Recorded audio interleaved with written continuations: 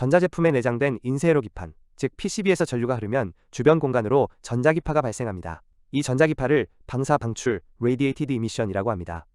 쉽게 말해서 PCB에 흐르는 전류가 안테나처럼 동작해버려서 원치 않는 전자기파를 주변 공간으로 방출하는 현상입니다.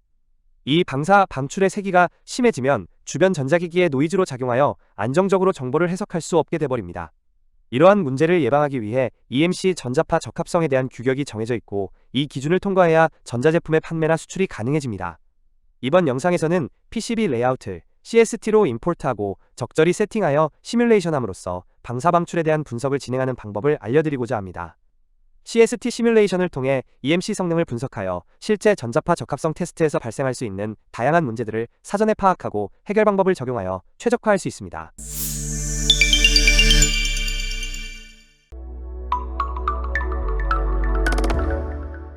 다수 시스템의 3D 익스피리언스 플랫폼에서 일렉트로매그네틱스 엔지니어를 통해 CST 스튜디오 스위트를 실행시켜줍니다. ODB++ 파일 포맷의 EDA 파일을 폴더에서 드래그 앤 드랍으로 CST 환경으로 간편하게 불러옵니다. EDA 전용 임포트 대화 상자가 뜨게 되는데 여기서 PCB 레이아웃의 세부사항을 얼마나 반영할지 선택할 수 있습니다. 이번 해석에서 관심 영역의 네트만 가져갈 수 있도록 설정하겠습니다. 네트 탭으로 가서 Enable Net Restrictions를 체크하여 선택한 네트만 3D 모델로 가져가도록 설정합니다. 여기서 선택한 네트는 U1으로 표시된 칩에서 시작해서 커넥터로 가는 신호의 경로입니다. 파트 라이브러리로 가서 RLC 소자에 설정된 값을 확인할 수 있습니다. 좀 더 현실적인 수치를 반영하기 위해 100나노페럿 캐패시터에 기생 저항과 기생 인덕턴스 값을 설정합니다. 폴트 데피니션 대화 상자에서는 특정 핀 간의 폴트를 설정하여 3D 모델에 바로 반영할 수 있습니다. 신호가 시작되는 U1 칩에 12, 13번 핀에 각각 포트를 설정해줍니다. 그리고 신호가 이어지는 중간 지점에 위치한 L5 소자의 핀들에도 각각 포트를 설정해주겠습니다. 포트를 설정하는 이유는 해석할 때 어디로 에너지가 입출력될지를 정의하기 위함입니다. 스택업 설정에서는 어떤 레이어를 3D 모델로 가져갈지 선택하고 각 레이어의 두께나 물질 특성을 어떻게 반영할지를 설정할 수 있습니다. 가장 최애각의 솔더 매스크 레이어는 해석 결과에 큰 영향을 주지 않을 것을 알기에 배제하여 3D 모델로 가져가도록 설정합니다. 필요한 설정을 마친 후 Finish Import 버튼을 클릭하면 3D 환경으로 PCB 레이아웃을 불러오게 됩니다. 임포트, 엑스포트 기능에서 3D 파일 가져오기를 통해 간단하게 다양한 포맷의 CAD 파일을 불러올 수 있습니다. 하지만 불러와진 지오메트리를 우리가 원하는 방향과 위치에 맞게 배치하기 위해서는 트랜슬레이트나 로테이트를 해야 하는데 조금 번거롭습니다. 이렇게 하지 말고 CAD 지오메트리를 원하는 위치로 불러오기 위한 노하우가 있습니다. 먼저 새로운 CST 프로젝트를 열어서 CAD 지오메트리만 불러오고 기준점이 되는 곳에 로컬 좌표계를 배치해 주도록 하겠습니다. 기준점이 되는 로컬 좌표계 위치를 조정한 뒤 별도로 저장해줍니다. 다시 원래 CST 프로젝트로 와서 여기에도 임포트했을 때 지오메트리가 위치하는 기준이 될 로컬 좌표계를 배치해줍니다. 이렇게 한 뒤 CST 서브 프로젝트를 불러오게 되면 로컬 좌표계가 맞닿는 곳으로 CAD 지오메트리가 불러와지게 됩니다. 이어서 방사 방출 테스트를 위한 시험 환경을 모델링 해보겠습니다. PCB와 바닥도 체면이 이격되는 충분한 공간을 박스로 만들어주겠습니다. 이름, 좌표, 컴포넌트 그룹, 물성을 설정하여 박스를 생성해줍니다. 단축키 F를 눌러 박스의 바닥면을 선택한 뒤 Extrude Face 기능을 눌러줍니다. Extrude Face에서 두께를 0으로 설정하고 물성은 PEC로 하여 PEC 시트를 생성합니다. 아직까지는 반쪽짜리 시험 환경을 모델링했습니다. TX라는 최상위 컴포넌트 그룹을 만들어서 테스트 벤치와 PCB와 커넥터를 한 군데 모아줍니다. TX 컴포넌트를 선택하고 트랜스폼 기능에 들어가서 미러, 커피를 적용하여 대칭되는 곳에 똑같은 모델을 생성해줍니다. 새로 생성된 모델은 RX라고 이름을 바꿔줍니다.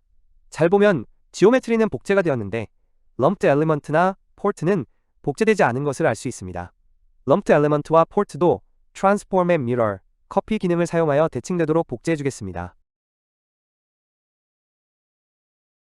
내비게이션 트리의 Materials 항목에서는 작업 중인 CST 프로젝트에서 고려되고 있는 물성의 리스트가 보여집니다.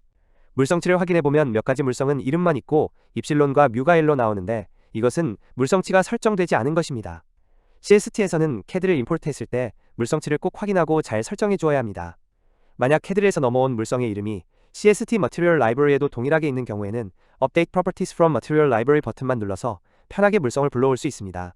그렇지 않고 임의로 물질명이 설정된 것은 그 물성치를 사용자가 직접 입력하여 설정합니다. 이제 송신측인 TX와 수신측인 RX를 연결하는 케이블을 모델링하겠습니다. Hide All Dielectrics를 눌러서 도체만 보여지게 한 상태에서 TX 1번 핀과 RX 1번 핀이 이어지도록 케이블 구조를 생성해줍니다. TX와 RX 2번 핀에 대해서도 동일하게 케이블을 생성해줍니다.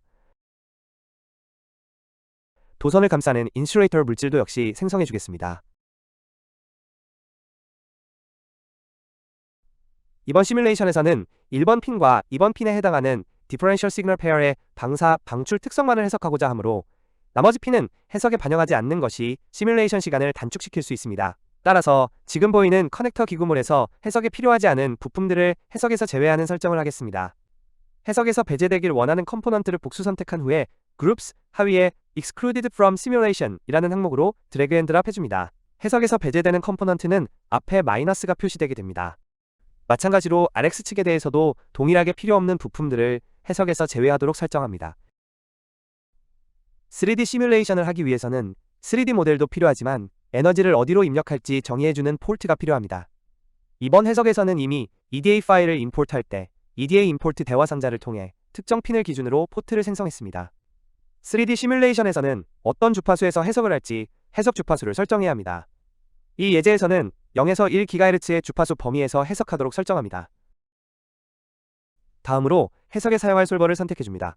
이번 예제에서는 F솔버를 선택합니다.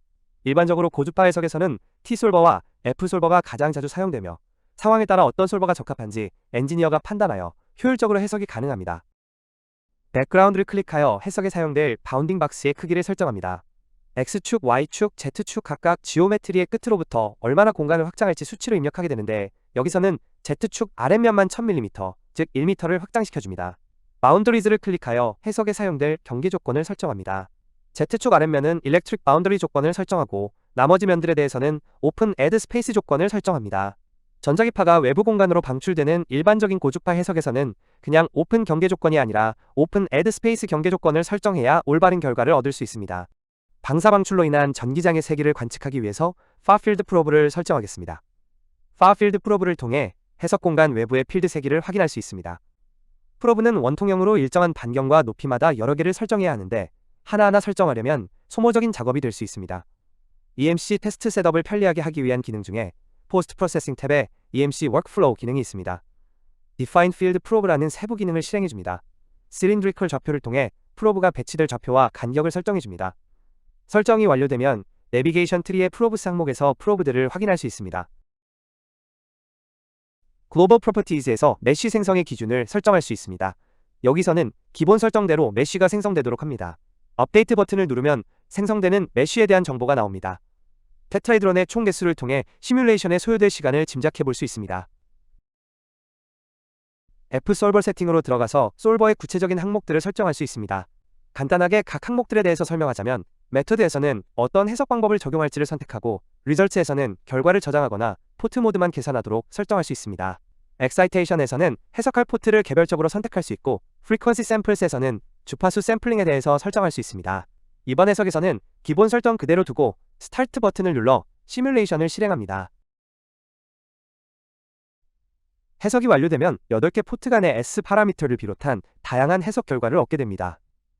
S 파라미터는 각 포트 간에 얼마나 전자기장 에너지가 커플링 되는지를 나타냅니다. 하지만 이것은 시스템 그 자체에 대한 해석 결과이고 이번 해석에서 우리가 봐야 할 것은 디지털 펄스 형태의 트랜지언트 시그널이 회로상에서 입력되었을 때 방사 방출 특성입니다. 스키매틱 탭으로 이동하면 3D 시뮬레이션을 통해 얻어진 시스템의 특성이 회로상의 블록으로 표현되어 있습니다. 이 블록에는 앞서 3D 구조 기반으로 해석한 S 파라미터 특성이 반영되어 있습니다. 이 블록에 트랜지언트 디퍼런셜 시그널을 입력하도록 회로를 구성해 보겠습니다. 단축키 P를 눌러서 트랜지언트 신호파형을 입력할 수 있는 회로 포트를 배치하고 시스템 블록의 1번과 2번 핀에 연결해 줍니다. 시스템 블록의 1번과 2번 핀은 TX단에서 신호가 처음 출발하는 곳입니다. 시스템 블록의 5번과 6번 핀은 50ohm의 저항을 연결하여 임피던스 매칭을 하고 그라운드로 연결해 줍니다.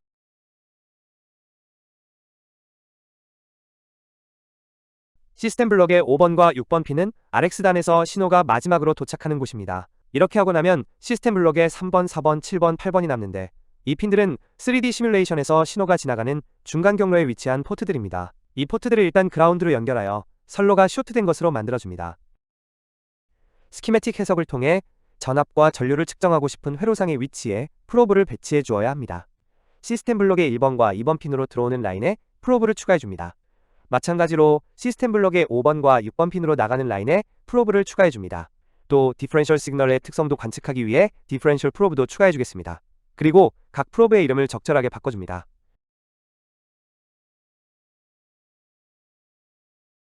파라미터 창에서 스키매틱 해석에서 전반적으로 사용될 파라미터를 미리 선언해줍니다.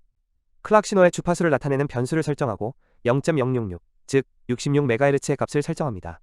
클락 신호의 주기는 주파수의 역수이므로 1 나누기 클락 주파수로 값을 설정해줍니다. 구성된 회로를 트랜지언트 해석을 하기 위해서 태스크에서 트랜지언트 항목을 선택하고 OK를 눌러줍니다. 내비게이션 트리에서 태스크 하위에 트랜지언트라는 태스크가 생성된 것을 확인할 수 있습니다. 이제 트랜지언트 태스크의 세부 설정을 세팅해 보겠습니다. 우선 스키매틱 해석에 사용할 트랜지언트 시그널의 총 시간 길이를 클락 주기의 20배로 설정합니다.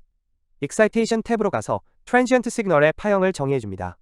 1번 포트에 입력되는 파형을 먼저 설정합니다. 여러가지 타입 중에 디지털 타입을 선택하고 빛 쉐입는 펄스로 선택해줍니다. 빛 패턴은 클럭으로 선택합니다. 이제 앰플리튜드, 딜레이, 라이즈, 폴 타임 등을 구체적으로 입력하여 시그널 파형을 설정합니다. 프리뷰를 통해 생성될 파형을 미리 확인해 볼 수 있습니다. OK를 눌러 1번 포트에 이러한 신호 파형이 입력되도록 설정합니다. 마찬가지로 2번 포트에 입력될 신호 파형도 설정해줍니다. 1번 포트와 2번 포트의 신호가 디퍼런셜 페어가 될 수 있도록 크기가 반대 보호를 갖는 신호를 설정합니다.